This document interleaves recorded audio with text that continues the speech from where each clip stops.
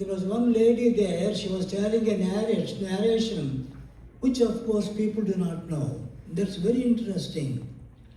And she said one of her relatives was working in the 70th or 74th floor of the twin buildings. Remember, there are buildings which were completely burnt up. Airplanes went and shot and then died. He was living in the 70th floor, one of her relatives. He was a very strong believer. And whenever he went to the office, he had a Bible with him in hand. He used to preach. Everyone in the whole floor began to ridicule him.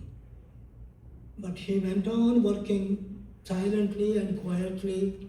They said, here comes the preacher. He goes on praying, he goes on preaching to us, and they began to ridicule him, make fun of him. And the airplane came and struck the building.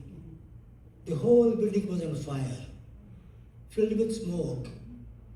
And people did not know what to do. You know the story very well.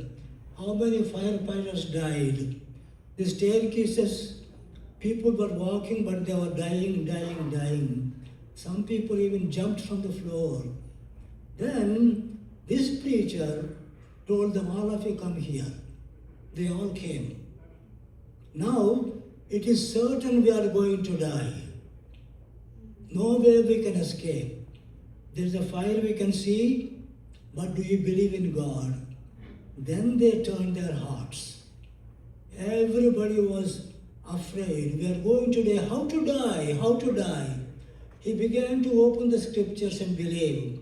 And through the cell phones, they were in contact with the outside world. And that lady knew what this preacher was preaching. And believe me, in a few minutes before the building collapsed and burnt up, everybody in the whole floor knelt down, confessed their sins, they were born again. See what a wonderful thing it is.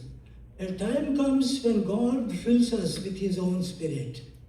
I do not know what actually happened. Maybe the Lord gave me some anesthesia or prepared them how to die, or they had a heart attack before the bodies were burnt up. But God has a very unique way of doing things. But we have to be filled first. Only then we can give out to other people what we have. So here, that's what Paul is mentioning in the 3rd chapter of 1 Corinthians.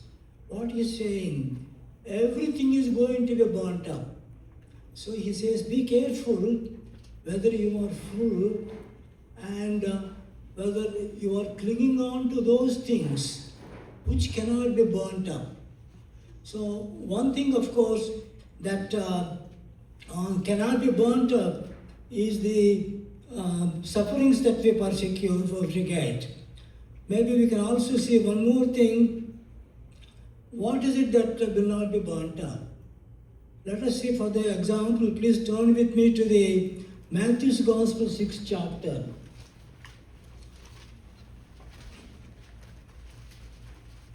I don't want to keep you for a long time. I remember